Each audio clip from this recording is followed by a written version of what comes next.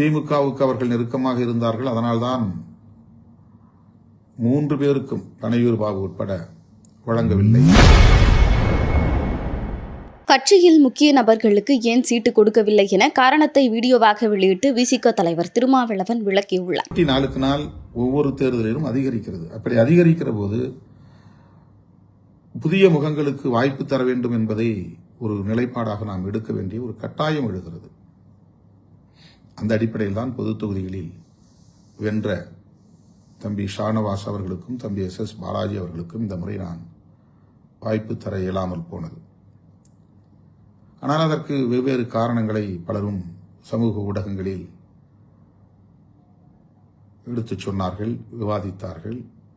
அது உண்மையல்ல. அந்த காரணங்கள் எதுவும் உண்மையல்ல. திமுக கூட்டணியில் உறுதியோடு இருப்போம் என்ற முடிவை திருமாவளவன் தான் எடுக்கிறான். திமுக கூட்டணியில் விடுதலை சிறுத்தைகள் கட்சி நீடிப்பதற்குரிய காரணங்களை திருமாவளவன் தான் விளக்குகிறான். அதை பின்பற்றிதான் இயக்கத்தோழர்கள், நம்முடைய சட்டமன்ற உறுப்பினர்கள் 4 பேருமே சட்டமன்றத்தில் பேசினார்கள். அது எனக்கு எப்படி முரண்பாடானதாக இருக்க முடியும்? அது முற்றிலும் தவறான ஒரு கருத்து. அவர்களுக்கு வழங்கப்படவில்லை என்ற ஒரே காரணத்தை வைத்து திமுகவுக்கு அவர்கள் நெருக்கமாக இருந்தார்கள். அதனால்தான் 3 பேருக்கும் பனையூர் பாபு உட்பட வழங்கவில்லை என்று சொன்னார்கள். இது முற்றிலும் தவறானது என்பதை ஏற்கனவே நான் விளக்கிவிட்டேன். புதிய முகங்களுக்கு வாய்ப்பு தர வேண்டும் என்பது ஒவ்வொரு கட்சியிலும் இருக்கிற நடைமுறைதான். திராவிட முன்னேற்ற கழகத்திலே கூட 60 பேருக்கு புதிய முகங்களுக்கு 60 புதிய முகங்களுக்கு வாய்ப்பு தந்திருக்கிறார்கள்.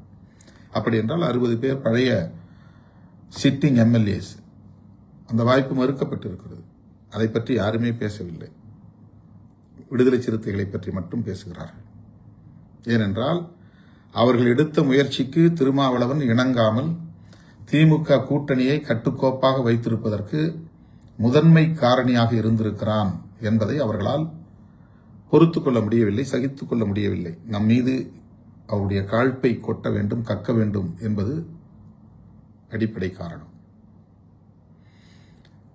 கம்யூனிஸ்ட் கட்சிகளில் கூட சென்ற முறை வென்றவர்கள் இந்த முறை வாய்ப்பு மறுக்கப்பட்டிருக்கிறார்கள். யாரும் அதை பேசவில்லை. ஒவ்வொரு கட்சியிலும் இது நடைமுறையில் இருப்பதுதான். வெற்றி பெற்றவர்களுக்கே திரும்ப திரும்ப தருவது என்பது இயலாத ஒன்று. இந்த முறை அந்த 2 பேருக்கு 3 பேருக்கே மீண்டும் கொடுத்திருந்தால் புதிய 3 பேருக்கான வாய்ப்பு மறுக்கப்பட்டிருக்கும். ஆக இந்த முறை இஸ்லாமியர் ஒருவருக்கு, கிறித்தவர் ஒருவருக்கு வழங்க வேண்டும் என்கிற அடிப்படையில் தான் பன்ருட்டி ஒரு இஸ்லாமியருக்கும் திருப்போரூர் ஒரு கிறித்தவருக்கும் வழங்கப்பட்டிருக்கிறது. இது என்னுடைய நிலைப்பாடு. அவர்களுக்கு வழங்கவில்லை என்பதற்கு இதுதான் காரணமே தவிர செய்திகளை உள்ளது உள்ளபடி தெரிந்து கொள்ள ரெஃப்ளெக்ட் நியூஸை சப்ஸ்கிரைப் பண்ணுங்க.